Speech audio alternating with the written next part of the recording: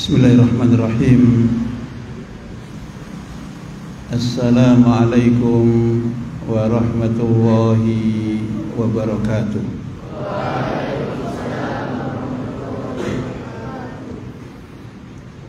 Alhamdulillahi rabbil alamin.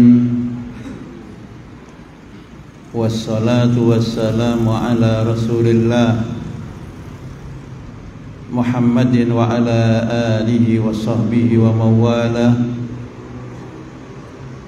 Asyhadu an la ilaha illallah wahdahu la syarika lah,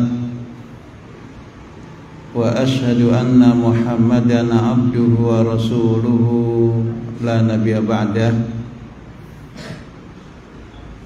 Qala Allah Ta'ala fil Qur'anil Karim, A'udzu billahi minasy syaithanir rajim. Ya ayyuhalladzina amanu taqullaha haqqa tuqatih wa la tamutunna illa wa antum muslimun. Wa qala Rasulullah sallallahu alaihi wasallam, man shoma ramadhana imanan wahtisaban ghufira lahu ma taqaddama min dhanbihi. Ma'asyiral muslimin, para hadirin, para hadirat, para santriwan, santriwati, anak-anakku tercinta yang semoga dirahmati oleh Allah Subhanahu wa taala semuanya. Pertama-tama kita selalu memuji Allah Subhanahu wa taala. Kita selalu bersyukur kepadanya, Zat yang telah memberikan kepada kita nikmat yang sangat-sangat banyak, yang akan banyaknya nikmat Allah Subhanahu wa taala dipastikan kita tidak bisa menghitungnya. Maka Allah Subhanahu wa taala berfirman, wa in ta'uddu ni'matallahi la tuhsuha. Dan jika engkau menghitung nikmat-nikmat Allah Subhanahu wa taala, niscaya engkau tidak mungkin bisa menghitungnya. Salawat dan salam semoga tetap tercurahkan kepada suri teladan kita, kepada uswah dan panutan kita, baginda Rasulullah Muhammad sallallahu alaihi wasallam, kepada para sahabat-sahabatnya yang mulia radhiyallahu anhum, kepada para keluarga Rasulullah sallallahu alaihi wasallam, dan kepada seluruh kaum muslimin, kaum muslimah, para pengikut-pengikut Rasulullah sallallahu alaihi wasallam sampai akhir zaman nanti. Ma'asyiral muslimin, di antara sekian banyak wasiat-wasiat Rasulullah sallallahu alaihi wasallam, maka dalam kesempatan sore ini kita akan membaca bersama salah satu dari wasiat beliau sallallahu alaihi wasallam, yang wasiat ini tersebut di dalam kitab Al-Arba'in An-Nawawiyah pada bab yang ke-28. Wasiat ini sangat penting untuk kita baca, untuk kita fahami, dan tentunya untuk kita amalkan. Di dalam wasiat baginda Rasulullah sallallahu alaihi wasallam ini ada 3 atau 4 faedah yang sangat penting untuk setiap kita para pengikut baginda Rasulullah sallallahu alaihi wasallam. Yang pertamanya adalah bagaimana setiap kita bermuamalah kepada Allah Subhanahu wa taala. Dan yang keduanya, bagaimana setiap kita bermuamalah kepada pemimpin kita yang sudah terpilih. Dan yang ketiganya, bagaimana sikap kita terhadap perbedaan pendapat yang terjadi di antara kita kaum muslimin. Ma'asyiral muslimin, saya bacakan lengkap dari hadisnya. Hadis ini sering disebut sebagai hadis Al-Irbad Ibnu Sariyah, karena yang meriwayatkan hadis ini adalah salah seorang sahabat yang bernama Al-Irbad Ibnu Sariyah. Al-Irbad Ibnu Sariyah berkata, wa'adhana Rasulullah sallallahu alaihi wasallam mau'izatan wajilat minhal qulubu wa dharafat minhal uyunu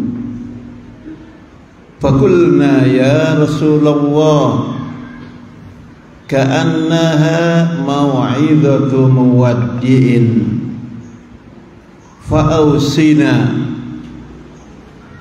faqala usikum bitaqwallahi azza wa jalla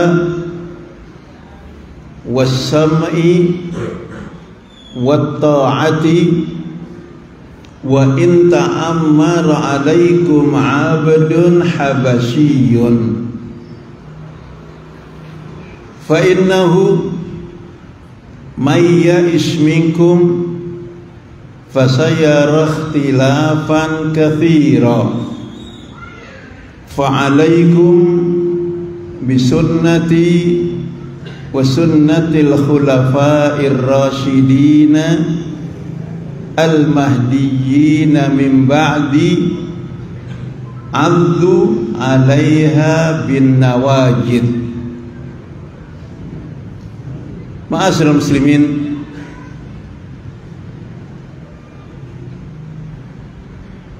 baginda Rasulullah sallallahu alaihi wasallam sebagaimana yang disampaikan oleh Al-Irbad Ibnu Sariyah memberikan nasihat kepada mereka para sahabat, wa'adhana telah memberikan nasihat kepada kami Rasulullah sallallahu alaihi wasallam. Rasulullah sallallahu alaihi wasallam mau'izatan, sebuah nasihat, wajilat minhal qulubu wa dharafat minhal uyunu, nasihat yang menjadikan gemetarnya dada, nasihat yang menjadikan keluar tetesan dari kelopak mata. Ma'asyiral muslimin, di dalam hadis ini ada pelajaran yang sangat berharga. Bagaimana keagungan baginda Rasulullah sallallahu alaihi wasallam ketika beliau memberikan nasihat yang berbuah gemetarnya dada, nasihat yang berbuah keluarnya tangisan dari kedua kelopak mata.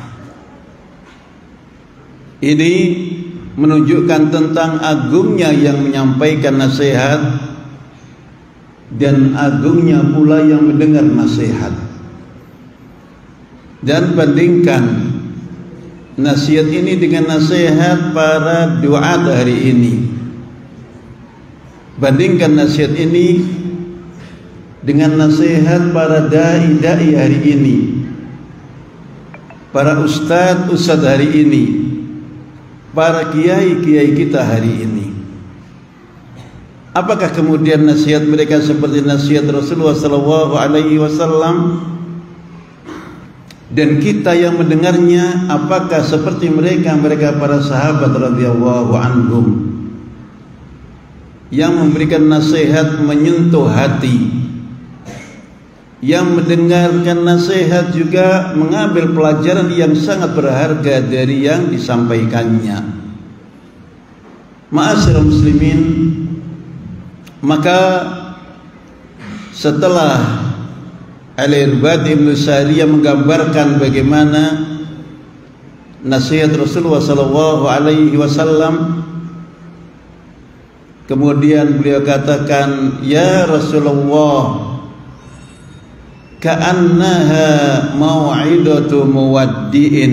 Ya Rasulullah, sepertinya nasihat yang Rasul sampaikan adalah nasihat pertengahan. Para sahabat merasa bahwa nasihat Rasulullah tersebut ada isyarat akan berpisahnya Rasulullah dengan para sahabat-sahabatnya. Ada isyarat akan berpisahnya para sahabat-sahabat Rasulullah dengan Rasulnya sallallahu alaihi wasallam. Maka fa'ausina, berikan kepada kami wasiat ya Rasulullah, tinggalkan kepada kami wasiat ya Rasulullah, berikan kepada kami nasihat ya Rasulullah. Maka Rasulullah sallallahu alaihi wasallam memberikan 3 atau 4 nasihat.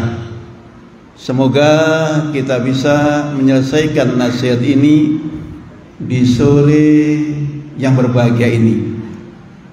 Nasihat yang pertamanya adalah berkenaan dengan bagaimana muamalah kita, kewajiban kita kepada Allah Subhanahu wa taala, Zat yang telah menciptakan kita. Maka baginda Rasulullah sallallahu alaihi wasallam bersabda, usikum bitaqwallahi azza wa jalla. Aku wasiatkan kepadamu yang pertama, hendaklah engkau bertakwa kepada Allah Subhanahu wa taala, Zat yang maha aziz, Zat yang maha agung, Zat yang maha mulia, wa jalla, Zat yang maha jali, Zat yang maha besar. Ma'asyiral muslimin, nasihat ini sama dengan yang Rasulullah sallallahu alaihi wasallam sampaikan kepada Mu'adz bin Jabal ketika beliau menjelang melepas keberangkatan Mu'adz ke Yaman untuk berdakwah di tengah-tengah ahlul kitab, untuk berdakwah di kalangan al-Yahud wan Nasara. Ketika Rasulullah sallallahu alaihi wasallam menggambarkan medan dakwah yang akan didatangi oleh Mu'adz bin Jabal, ya Mu'adz, innaka sata'ti qauman ahlal kitabi. Wahai Mu'adz, sesungguhnya kamu akan saya lepas kepada sebuah kaum yang semua mereka adalah ahlul kitab, yang semua mereka adalah bukan orang-orang muslim, yang semua mereka adalah bukan orang-orang yang melafalkan 2 kalimat syahadat. Ini dalil bahwa medan dakwah itu adalah di sembarang tempat, dan siapa yang kita dakwai adalah sembarang manusia, bahkan yang kafir sekalipun. Ma'asyiral muslimin, kepada Mu'adz yang mau dilepasnya, beliau sallallahu alaihi wasallam memberikan 3 wasiat. ittaqillaha haitsuma kunta. Yang pertama, bertakwalah kamu kepada Allah di mana saja engkau berada. Wa atbi'is sayyi'atal hasanata tamhuha. Yang kedua, hendaklah engkau selalu menempel erat setiap kejelekan yang engkau lakukan dengan kebaikan. Tamhuha, niscaya akan menjadi sebab dihapuskannya kejelekan-kejelekan kamu oleh Allah Subhanahu wa taala. Dan nasihat yang ketiganya, wa khaliqin nasa bi khuluqin hasanin. Hendaklah engkau berakhlak kepada manusia dengan akhlak yang terpuji. Maka ma'asyiral muslimin, sebagaimana Rasulullah sallallahu alaihi wasallam menyampaikan kepada para sahabat-sahabat yang mulia agar mereka bertakwa kepada Allah Subhanahu wa taala azza wa jalla, zat yang maha aziz, wa jalla, dan zat yang maha jalil.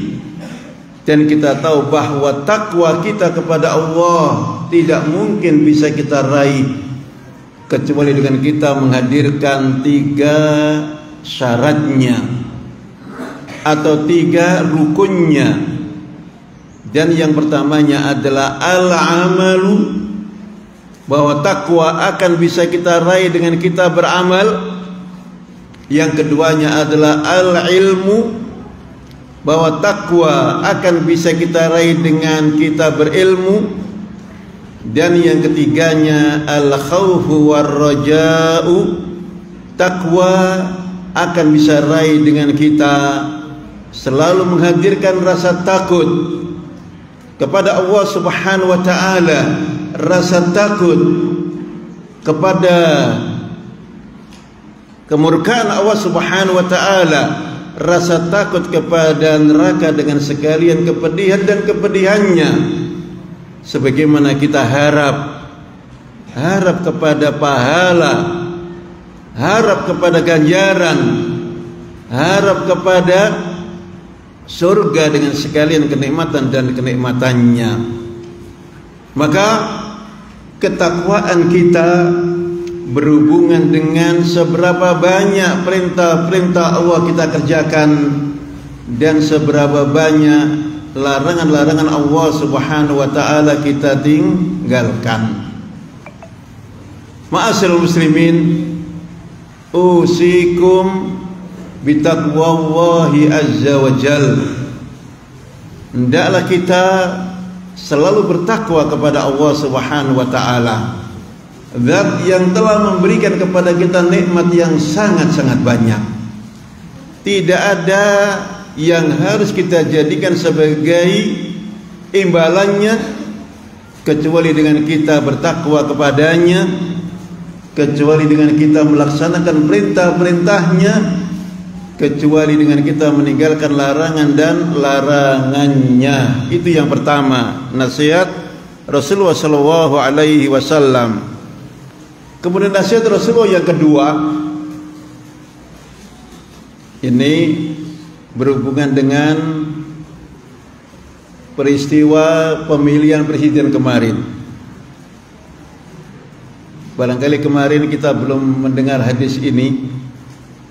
Rasulullah sallallahu alaihi wasallam bersabda, "Wasam'i wa ta'ati wa in ta'ammara 'alaikum 'abdun habasyiyun." Dan sikap kita kepada mereka yang sudah menjadi pemimpin kita, pemimpin terpilih, tidak ada kecuali as-sam'i mendengar, wa ta'ati dan taat, wa in ta'ammara 'alaikum 'abdun habasyiyun. Walaupun yang terpilih sebagai pemimpin kamu adalah abdun, seorang hamba, habasyiyun dari Ethiopia. Ma'asyiral muslimin, semua kita sudah berdoa, Semoga Allah berikan kepada kita pemimpin yang baik, pemimpin yang soleh, pemimpin yang bermanfaat untuk Islam dan kaum muslimin. Kalaulah kemudian yang terjadi itu, maka doa kita terkabul. Kalaulah yang terjadi sebaliknya, maka kewajiban kita adalah as-sam'i wa ta'ati, dengar dan taat. Wa in ta'ammar 'alaikum 'abdun habasyiyun, sungguh pun yang memerintah kamu adalah seorang hamba dari Ethiopia. Ma'asyiral muslimin, kenapa kita harus taat kepada pemimpin yang terpilih? Karena apa?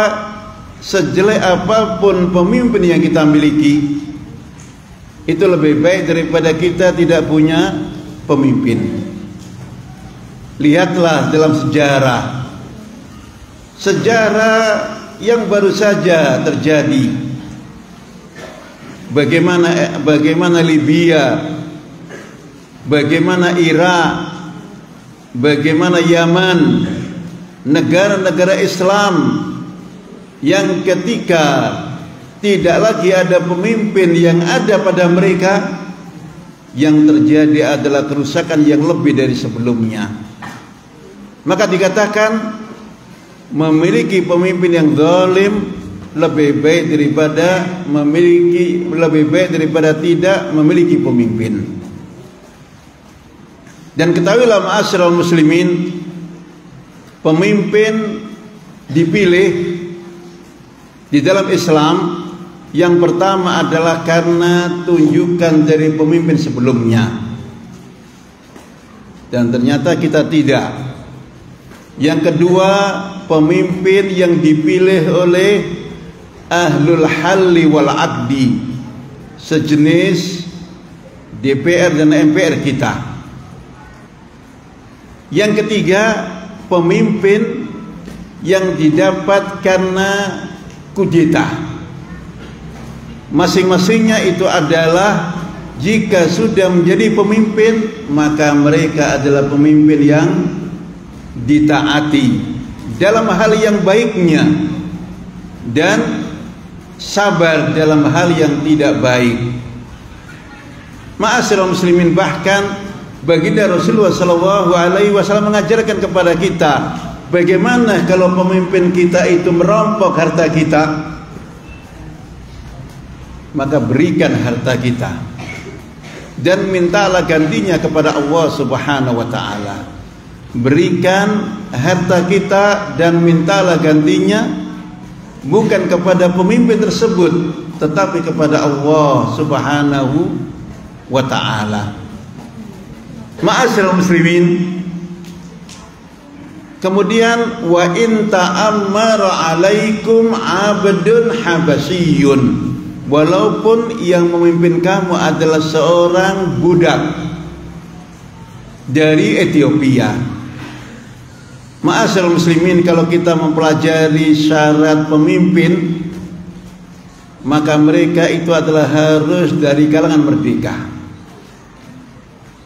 Yang kedua, mereka harus dari Quraisy, bukan hanya dari orang Arab, tetapi Arabnya Arab Quraisy, Arab yang keturunan baginda Rasulullah SAW. Sekarang bagaimana kalau keduanya tidak ada? Yang ada hanya budak, yang ada hanya dari Ethiopia. Apa sikap kita? As-sam'u wat ta'atu, mendengar dan taat. Mendengar dalam hal yang benar, dalam hal yang baik, dan sabar dalam hal yang sebaliknya. Dan tidak ada ajaran supaya kita demo, supaya kita memberontak, dan perbuatan-perbuatan yang semakna. Ma'asyiral muslimin,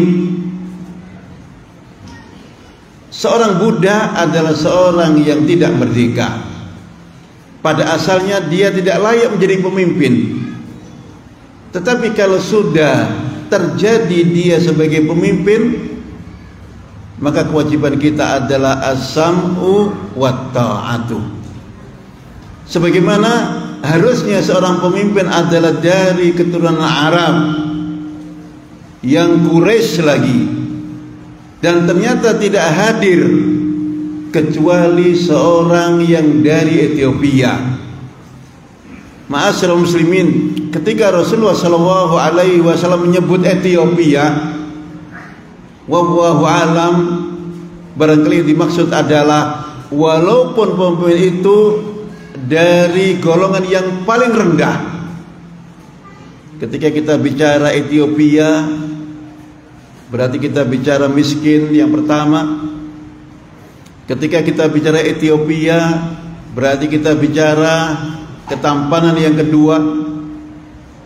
Ketika kita bicara Ethiopia, berarti kita bicara warna kulitnya yang ketiga. Yang kesemuanya adalah serba kurang dari semestinya. Tetapi jika ternyata di depan kita itu seorang hamba, di depan kita itu seorang yang dari Ethiopia, dan dia sudah menjadi pemimpin kita, kewajiban kita adalah as-sam'u wat ta'atu. Maka kalau seorang budak saja kita harus taat, apalagi yang tidak budak. Kalau seorang yang dari Ethiopia saja harus kita taat, apalagi yang tidak dari Ethiopia. Maka ma'asyiral muslimin, ini nasihat Rasulullah sallallahu alaihi wasallam yang disampaikan 1400 tahun yang lalu. Bagaimana kita para pengikut Rasulullah sallallahu alaihi wasallam bersikap kepada pemimpin-pemimpin kita, atau bersikap kepada calon-calon pemimpin kita, agar jangan sampai kemudian kita terbawa dengan ajakan-ajakan orang-orang yang tidak bertanggung jawab.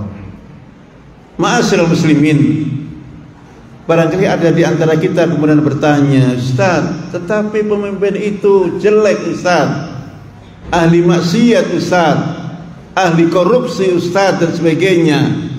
Ketahuilah ma'asyiral muslimin, pemimpin kita adalah gambar rakyatnya. Pemimpin kita adalah gambar rakyatnya. Allah subhanahu wa ta'ala tidak memberikan kepada kita pemimpin kecuali sesuai dengan rakyat yang mau dipimpinnya.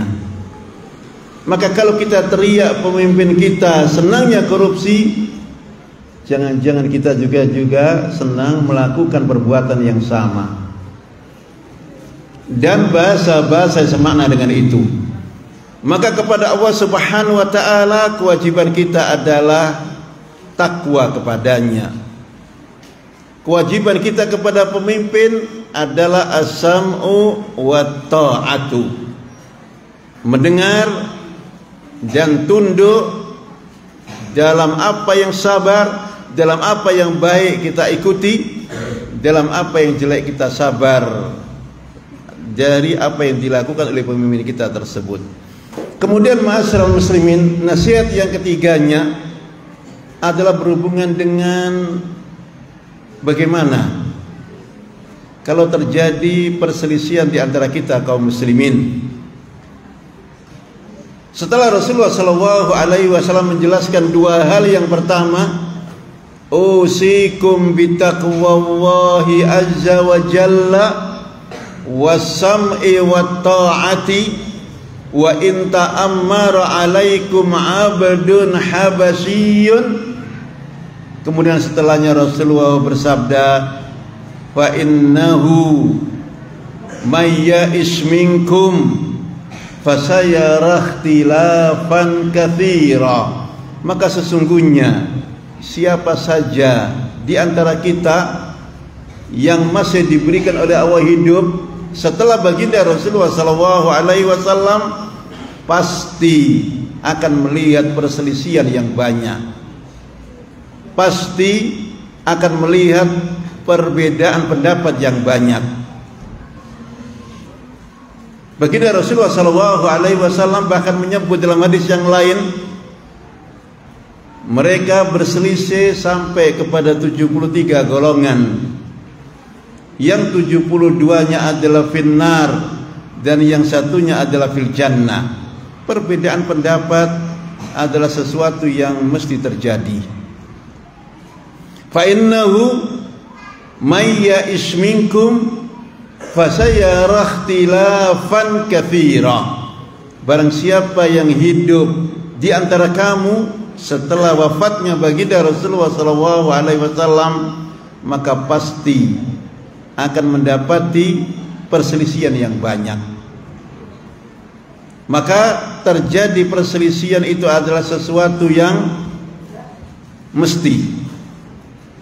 Dan Rasulullah sallallahu alaihi wasallam bukan hanya mengkhabarkan perselisihan ini mesti akan terjadi, sekaligus Rasulullah memberitakan kepada kita solusinya.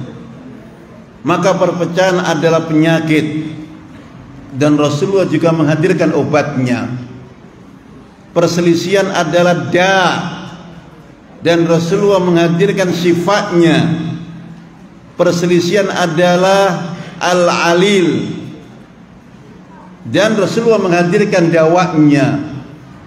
Ma'asyiral muslimin, setelah Rasulullah sallallahu alaihi wasallam menjelaskan fa innahu may ya'is minkum fasayara ikhtilafan katsira, ketika terjadi perselisihan, apa yang harus kita lakukan? Apakah masing-masing kemudian membawa pedang untuk kita berkelahi? Apakah masing-masing kemudian saling mencaci, saling memaki dan sebagainya? Tidak. Kalla thumma kalla. Tidak sama sekali, tidak sama sekali. Ketika kita hadapi perselisihan umat, maka jawabnya fa'alaikum bisunnati, maka wajib bagimu kembali kepada sunnahku. Dan sunnah baginda Rasulullah sallallahu alaihi adalah Al-Quranul Karim dan sabda-sabdanya sallallahu alaihi wasallam. Wajib bagimu kembali kepada Al-Quran dan sunnah. Dan tidak cukup, karena ternyata 5 orang masing-masing menyampaikan rujuknya kepada Alkitab dan sunnah, dan ternyata 5 pendapat keluar dari masing-masingnya. Rasulullah tidak hanya bersabda alaikum bisunnati. Kalau hanya itu, maka 50 orang di dalam masjid ini akan keluar 50 pendapat. Kenapa? Karena yang hadir hanyalah hawa nafsu masing-masingnya. Maka agar kemudian pendapat yang berbeda ini menjadi satu, caranya fa'alaikum bisunnati wa sunnati al-khulafa'ir rasyidina, dan mengikut sunnah para sahabat Rasulullah sallallahu alaihi wasallam, para khalifah yang terpimpin, dan dia adalah Abu Bakar As-Siddiq yang pertama, Umar bin Khattab yang kedua, Utsman ibn Affan yang ketiga, Ali bin Abi Thalib yang keempat, dan seluruh mereka para sahabat, para murid-murid Rasulullah sallallahu alaihi wasallam, yang sebagian besar mereka telah dijanjikan surga ketika mereka masih hidup. Yang sebagian mereka telah dijanjikan dengan surga ketika nyawa mereka masih menyatu dengan badan, ketika kaki mereka masih menginjak bumi, ketika semangat mereka dalam beribadah tidak berkurang sedikit pun, di dalam mereka melaksanakan perintah-perintah Allah Subhanahu wa taala, di dalam mereka meninggalkan larangan-larangan Allah Subhanahu wa taala. Alaikum bisunnati wa sunnati al-khulafa'ir rasyidina, wajib bagimu memegang sunnahku, Al-Quran dan sunnah. Dan tidak cukup, kita lanjutkan dengan bisunnati wa sunnati al-khulafa'ir rasyidina, dan sunnah para sahabat-sahabatnya. Bagaimana cara kita memeganginya? Addu 'alaiha bin nawajid, hendaklah engkau gigit sunnah tersebut dengan gigi gerahammu. Ma'asyiral muslimin, barangkali ada di antara kita yang salah memahami, berarti ada dua sunnah Ustaz, sunnah Nabi dan sunnah para sahabat-sahabatnya. Tidak, dua sunnah ini adalah satu hakikatnya. Maka baginda Rasulullah sallallahu alaihi wasallam setelah bersabda, setelah mewasiatkan kepada kita, alaikum bisunnati wa sunnatil khulafa'ir rasyidin, adzu 'alaiha, pegang erat sunnah yang satu itu. Rasulullah tidak mengatakan adzu 'alaihima, hendaklah engkau pegangi dua sunnah tersebut. Adzu 'alaiha, pegang dengan kuat sunnah tersebut, sunnah yang satu, yaitu sunnah baginda Rasulullah dan sunnah mereka para sahabat Rasulullah sallallahu alaihi wasallam. Ma'asyiral muslimin, hadis ini semakna dengan hadis yang lain yang sering kita sebut sebagai hadis iftirakul ummati. Dan bandingkan dua hadis ini, mukaddimahnya dan akhirnya. Rasulullah sallallahu alaihi wasallam bersabda, iftaraqatil yahud ala 71 firqah. Orang-orang Yahudi telah terpecah kepada 71 golongan. Sudah lewat, maka fi'ilnya fi'il madhi. Waftaraqatin nasara ala 72 firqah, dan orang-orang Nasara juga telah terpecah menjadi 72 golongan. Mereka berdua sudah terpecah. Kemudian Rasulullah melanjutkan, wasataftariku, dan umatku akan terpecah. Wasataftariku ummati, dan umatku akan terpecah, kata Nabi. Dan belum terpecah ketika masih ada beliau sallallahu alaihi wasallam. Wasataftariku ummati ala 73 firqah, umatku akan terpecah kepada jumlah yang lebih, 73 golongan. Thintani wa sab'una finnari, yang 72 dari mereka di neraka. Wa wahidatun fil jannati, dan yang satu adalah di surga. Dan ketika Rasulullah ditanya, siapa yang satu itu ya Rasulullah? Beliau menjawab, wahiyal jama'atu, yang satu adalah al-jamaah. Dan ketika Rasulullah ditanya, siapakah al-jamaah itu ya Rasulullah? Maka beliau menjawab, ma ana alaihi wa ashabi, yaitu kaum muslimin yang pada mereka ada aku dan para sahabat-sahabatku. Kaum muslimin yang mereka mengikut apa yang dibawa oleh Rasulullah sallallahu alaihi wasallam dan yang dibawa oleh mereka para sahabat-sahabatnya. Dan mereka itulah hakikat yang layak untuk menamai dirinya ahlus sunnati wal jamaah, ahlus sunnah wal jamaah. Dan mereka adalah orang-orang yang didefinisikan oleh para ulama sebagai al-mutamassikuna bil kitabi was sunnati ala ma fahimahu salaful ummati. Mereka adalah orang-orang yang berpegang teguh kepada Al-Quran, kepada As-Sunnah, dan sesuai dengan pemahaman mereka para salafus saleh. Dan yang disebut dengan salafus saleh adalah as-sahabah wat tabi'un wa tabi'ut tabi'in wa man sara ala nahjihim bi ihsan ila yaumiddin. Mereka adalah para sahabat, para tabi'in, para tabi'ut tabi'in, dan para semua mereka yang mengikut kebaikan dan kebenaran mereka sampai hari kiamat nanti. Ma'asyiral muslimin, hadis ini sama dengan hadis yang pertama. Hadis yang pertama, berita tentang umat ini akan terpecah.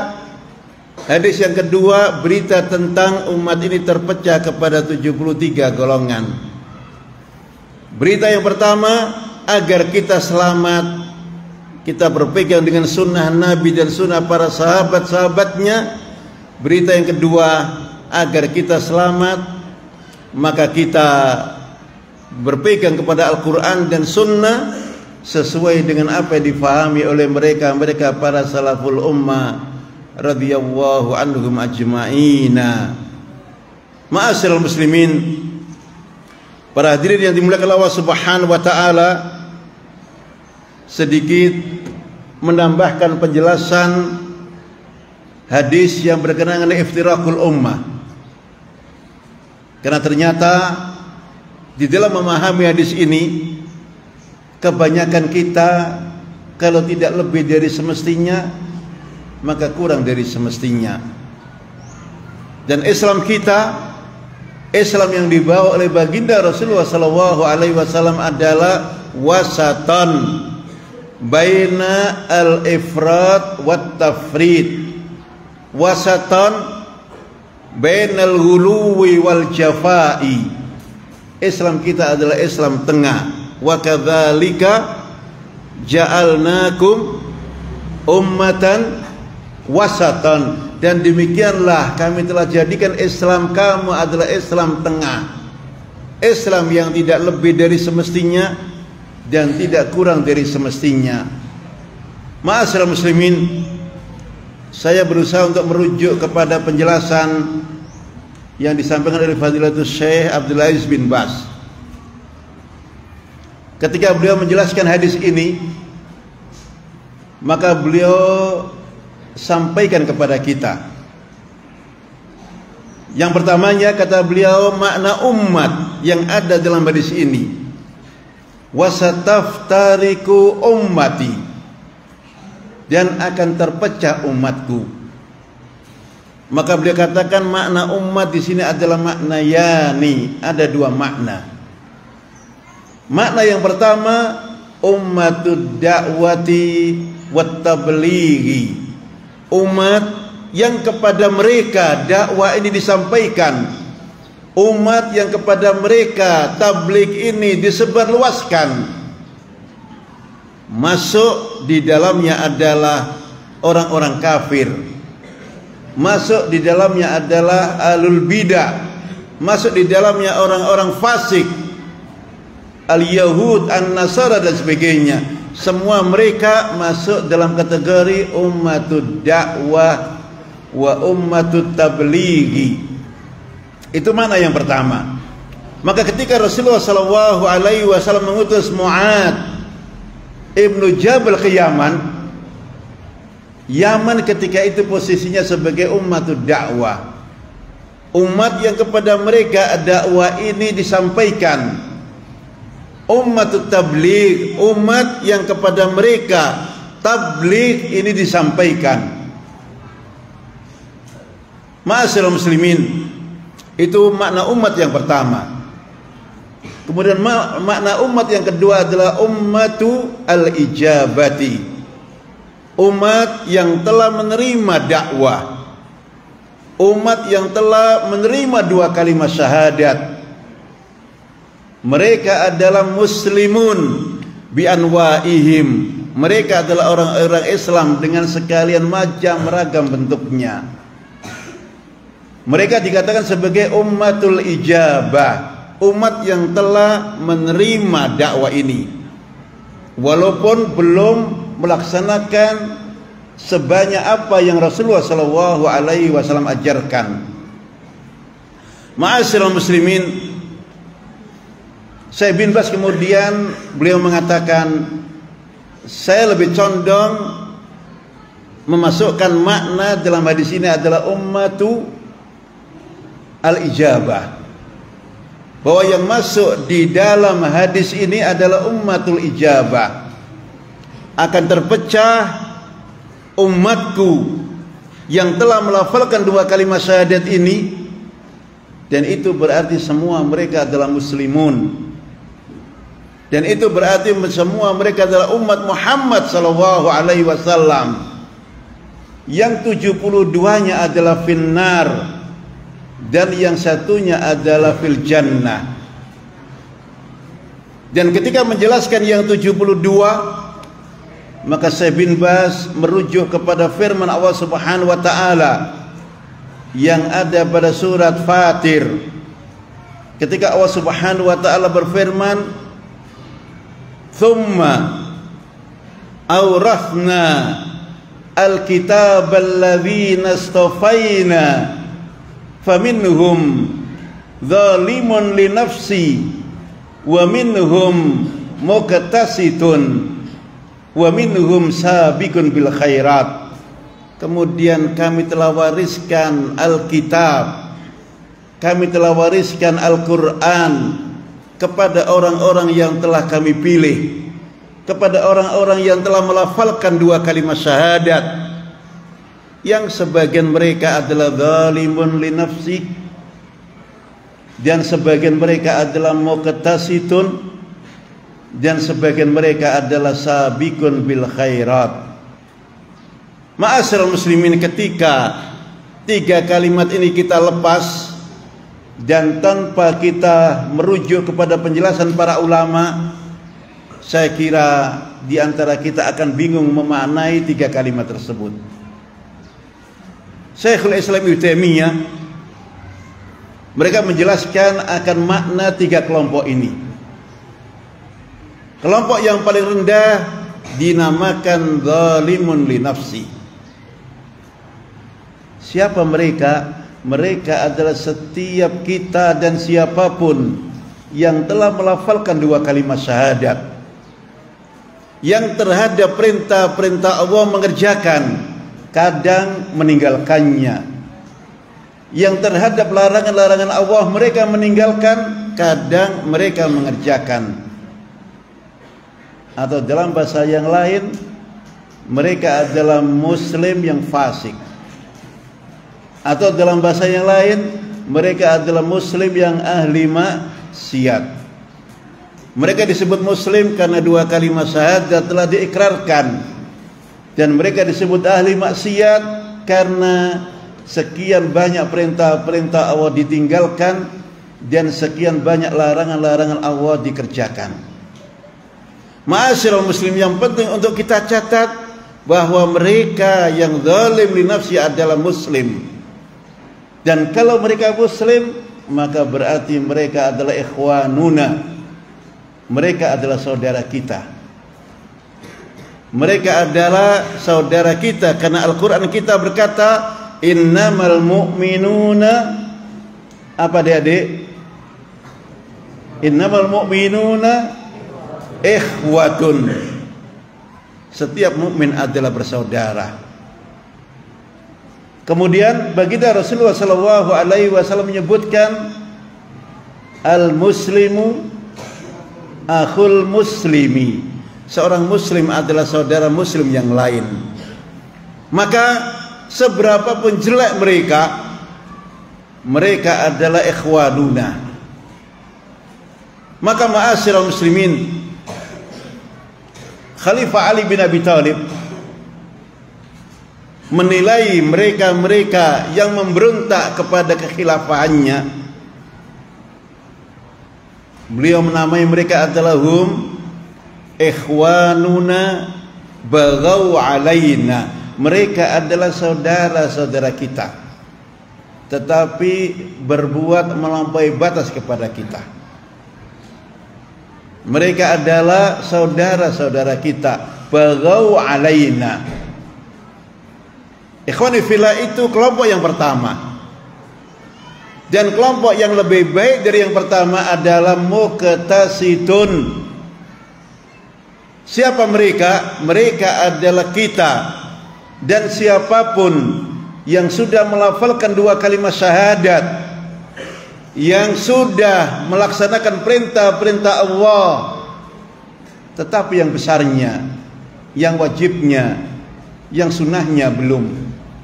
Mereka sudah meninggalkan larangan-larangan Allah Subhanahu wa ta'ala, yang besarnya, yang haramnya, yang makruhnya masih dinikmatinya. Mereka masuk kepada kelompok yang kedua, yang lebih baik dari yang pertama. Dan kemudian yang ketiganya, yang terbaik, mereka adalah yang sabiqun bil khairat. Mereka adalah orang-orang yang selalu berlomba dalam kebaikan. Siapa mereka? Mereka adalah setiap orang yang sudah melafalkan 2 kalimat syahadat,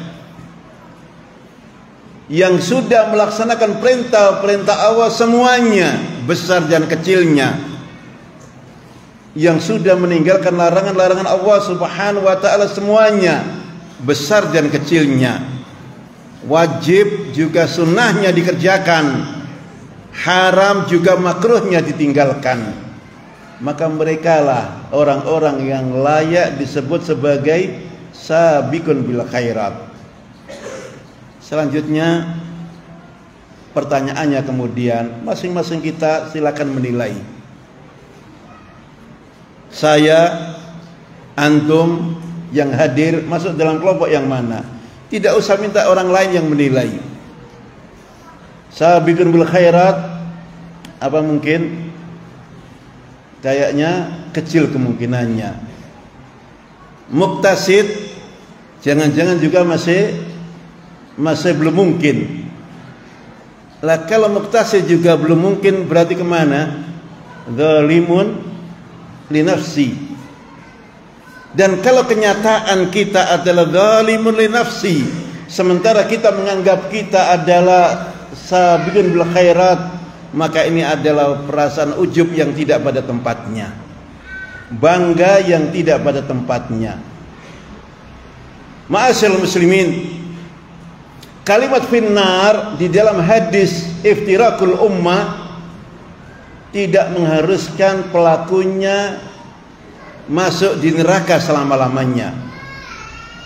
Bahkan selagi mereka tidak terjatuh dalam kesyirikan, dan jika terjatuh tidak dia bertaubat sebelum wafatnya, maka dimungkinkan dia akan dimasukkan ke dalam surga setelah dimasukkan dia ke dalam neraka dengan sekalian kepedihan dan kepedihannya.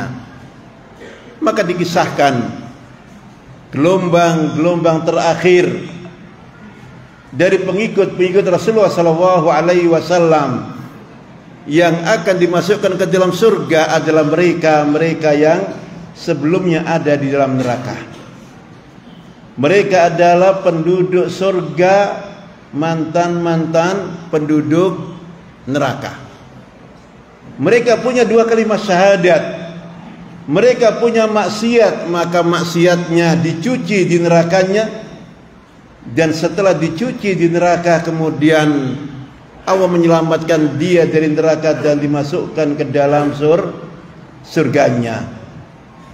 Ma'asyiral muslimin, Syekh bin Baz merajih 72 golongan, semua mereka adalah ahlul jannah, walaupun sebagian mereka harus melewati pintu-pintu neraka. Beliau merujuk kepada, saya lupa hadis apa pendapat para ulama, yang dikatakan di sana bahwa mereka yang zalim li nafsi akan masuk ke dalam surga atas syafaat baginda Rasulullah SAW. Karena Rasulullah SAW bersabda, syafaati li ahlil kabairi min ummati syafaatku adalah untuk pelaku-pelaku dosa besar dari umatku. Syafaatku adalah li ahlil kabairi min ummati. Maka pelaku dosa besar selain dosa syirik, insyaallah ta'ala atas kehendak Allah Subhanahu wa ta'ala dia bisa diselamatkan dari nerakanya setelah dicuci di dalamnya. Bukankah Allah Subhanahu wa ta'ala berfirman, innallaha la yaghfiru ayyushraka bihi wa yaghfiru ma duna dzalika liman yasha. Sesungguhnya Allah Subhanahu wa ta'ala tidak akan mengampuni dosa syirik, dosa yang dilakukan oleh seseorang dan dia belum bertaubat. Dan sesungguhnya Allah Subhanahu wa ta'ala akan mengampuni dosa selainnya liman yasha, bagi mereka yang dikehendaki Allah Subhanahu wa ta'ala. Maka zalim li nafsi masuk surga karena syafaat nabinya sallallahu alaihi wasallam. Wa muqtasitun, mereka masuk surga karena rahmat Allah Subhanahu wa ta'ala. Wasabiqun bil khairat, mereka masuk surga tanpa hisab karena mereka tidak pernah berdosa, mereka tidak pernah terjatuh dalam kemaksiatan. Dan yang pasti yang masuk dalam kelompok yang ketiga ini adalah ar-rasul wa sahabatuhu radhiyallahu anhum ajma'in. Yang pasti yang masuk kelompok yang ketiga adalah Rasulullah dan para sahabat-sahabatnya. Semoga Allah meridhai semua mereka. Ma'asyiral muslimin, maka ketika kita berselisih, ketika kita berpecah, dan berpecah itu sesuatu yang adi, sesuatu yang biasa, sesuatu yang mesti, maka cara yang harus kita tempuh adalah bukan kita sibuk membenarkan kelompok kita, pendapat kita, tetapi semua kita merujuk kepada Alkitab was sunnah ala ma fahimahu salaful ummati. Kembali kepada Al-Quran dan Sunnah sesuai dengan yang difahamkan kepada kita oleh mereka para salafus saleh. Dan para salaf artinya adalah as-sahabah wat tabi'un wattabi'ut tabi'in, mereka-mereka yang hidup di abad terbaik, wa man sara ala nahjihim ila yaumiddin, dan semua mereka yang mengikut jalan mereka sampai hari kiamat tiba. Ma'asyiral muslimin, maka ketika disebut 73 golongan, semua mereka adalah ikhwanuna. Bukan yang satu ikhwan, yang 72 musuh. Dan kalau yang satu ikhwan, yang 72 musuh, maka terlalu kita sibuk mencari musuh daripada mencari kawan. Ma'asyiral muslimin, penjelasan yang disampaikan oleh Syekh bin Baz ini, saya kira penjelasan yang belum sangat terbiasa kita dengar, kita baca. Karena selama ini sesama kita memahami umat ini akan terpecah kepada 73, yang 72 finnar artinya adalah selama-lamanya, dan dengan itu berarti kita mengkafirkan mereka. Yang satu adalah fil jannah, dan yang satu itu adalah hanya kita yang di masjid ini atau di luar masjidnya. Padahal sesungguhnya yang dimaksud hadis ini bukan kemudian satu ini adalah di surga tanpa hisab, yang 72 adalah di neraka selama-lamanya. Ma'asyiral muslimin, bahwa ada salah di antara kita, kewajiban kita untuk mengingatkannya, untuk mendakwahinya. Bahwa ada yang bermaksiat di antara kita, maka kewajiban kita untuk meluruskannya. Ma'asyiral muslimin, barangkali pernah disampaikan di majelis yang lain bahwa bagaimana kita menghadirkan cinta dan benci kepada sesama hamba-hamba Allah Subhanahu wa ta'ala tidak kurang dari 3 kelompok besar saja yang sering disebut sebagai al-wala'u wal bara'u inda ahli sunnati wal jamaati, bahwa bagaimana kita cinta dan benci itu hanya ada pada 3 kolom. Yang satu, mereka yang kita berikan wala jumlatan sempurna, mereka adalah yang muslim sejati. Yang satu, mereka yang kita berikan bara sempurna, mereka yang kafir sejati. Dan yang ketiga, mereka yang muslim kita berikan wala sebatas kebaikannya dan kita berikan bara sebatas kemaksiatan dan kesalahannya. Ma'asyiral muslimin, kita berikan kesempatan kepada panitia, kepada para asatidzah untuk membagikan hidangan buka puasa kita, dan kita sampaikan terima kasih kepada semua pihak yang telah berkenan melaksanakan kegiatan ini sehingga terlaksana kegiatan ini dengan semaksimal dan sebagus mungkin. Demikian ma'asyiral muslimin yang bisa kita sampaikan, dan saya tidak tahu apakah saya sampaikan ini terpahami dengan baik oleh adik-adik atau tidak. Tetapi paling tidak qad balagna, paling tidak apa yang kita pelajari, yang kita baca dari mereka para ulama-ulama telah ketikan. Kalau kita fahami dengan betul, akan kita terhindar dari 2 sikap yang sama-sama jeleknya, lebih dari semestinya atau kurang dari semestinya. Lebih dari semestinya artinya kita berbuat ghulu, dan kurang dari semestinya artinya kita berbuat tafrid atau al-jafa. Semoga ma'asyiral muslimin sedikit yang bisa tersampaikan bermanfaat. Aqulu qawli hadza wa astaghfirullaha li wa lakum wa lisairil muslimina min kulli dhanbin fastaghfiru innahu huwal ghafurur rahim. Wa akhiru da'wana anil hamdulillahi rabbil alamin. Subhanakallahumma wa bihamdika asyhadu an la ilaha illa anta astaghfiruka wa atubu ilaik. Wassalamu alaikum warahmatullahi wabarakatuh.